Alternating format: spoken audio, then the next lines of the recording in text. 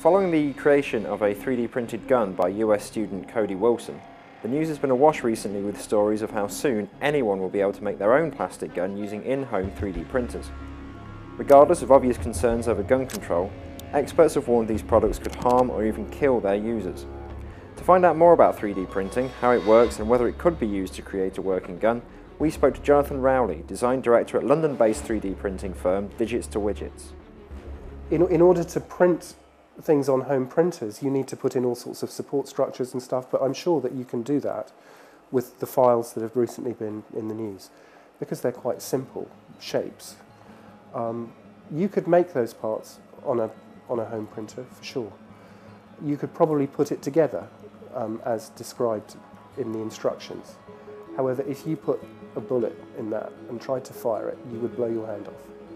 In terms of being able to design and produce a viable object, the person does require a level of training, both in terms of CAD and also in terms of design as well.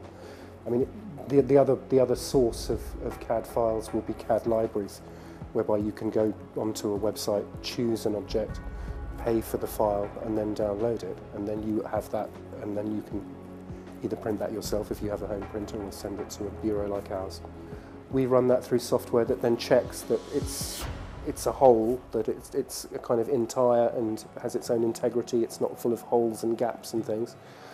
And we can sort that out. And then once that's been done, once it's been made printable, there's then software that slices that model up into hundreds of very, very thin slices. Those slices are then sent to the printer, and this is the same principle with all 3D printers. They all work on producing very thin slices of an object, one on top of the other. So you send those digital slices of the model to whichever printer you're using. Home printers generally use an extruded plastic, so there aren't very many options for that. In terms of industrial printers, they all use dedicated materials. Some of them you can change the powders in them to get different types of plastic. However, there is no universal machine that produces a multitude of different materials. The key constraint at the moment with the technology is the limited range of materials that are available. You will hear media reports of 3D printed organs, 3D printed glass, 3D printed wood. These are all things that are under development. They're not commercially available yet. Imagining that the plastic parts that you get out are just like injection molded plastic parts, they're not. If you want things to perform with particular strengths and characteristics, then you have to design that into your shape to counteract the slicing or the layer by layer building process. So yeah, it's not as straightforward as the kind of marketing videos and all of the hype would have you suggest. What is starting to happen is that some of the plastic materials, and one or two of the ones that we use, are now of a sufficiently high quality that you can produce production objects with them. There are designers who now sufficiently understand the material properties of these new materials, because although they are plastics and fairly familiar plastics, because of the way that they're built in layers, they have different characteristics, and people are now gaining experience and understanding what those characteristics are and are exploiting it. It's almost like discovering a new material. It behaves in different ways. There's no point in 3D printing something that you can injection mold, because it won't be faster in the long run. Mass production of things in traditional factories, you can bang out millions of objects. 3D printers are quite slow in terms of the volume and the speed at which they can produce things.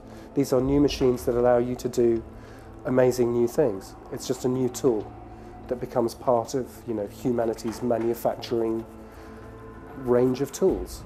Virtually every week there is a new home 3D printer released onto the market, and they're all variations on a theme. They're all very, very similar. And the current quality of them, I'm not being snobby because I'm involved in the industrial end, is awful. But in terms of the general public wanting to make things, I just don't see that is going to have mass appeal. Nobody's interested or has the self-confidence to design and make anything that they want to wear or have in their house. It's just not the way people's minds work. People try and flog the idea on is that, you know, if you need a replacement part for your washing machine, you can print that out. And at the moment, the quality of the objects that you can produce on a home printer, they just don't have any mechanical properties. They, you know, even a button would not last very long. I think that's a long way off before you can make anything of any quality, of any use in the home. Domestic home 3D printers at the moment are for making, you know, decorative little objects, nothing functional.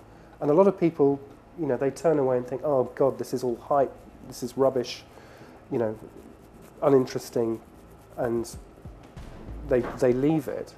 What we desperately have to try and do is say, no, you can't do that now. However, you can do other exciting things if you want to understand where we're at and work with it. You have to work with where you are.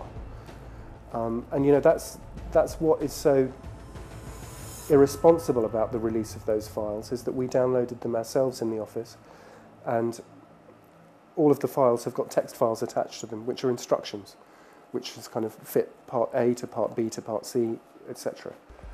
There is no information on there about what machine and what material was used to make the one that he fired in his video. If we were to make a barrel, a gun barrel, it would have powder inside it. If anyone set that off, it becomes an explosive in itself. Forget about the bullet in it. The barrel becomes explosive.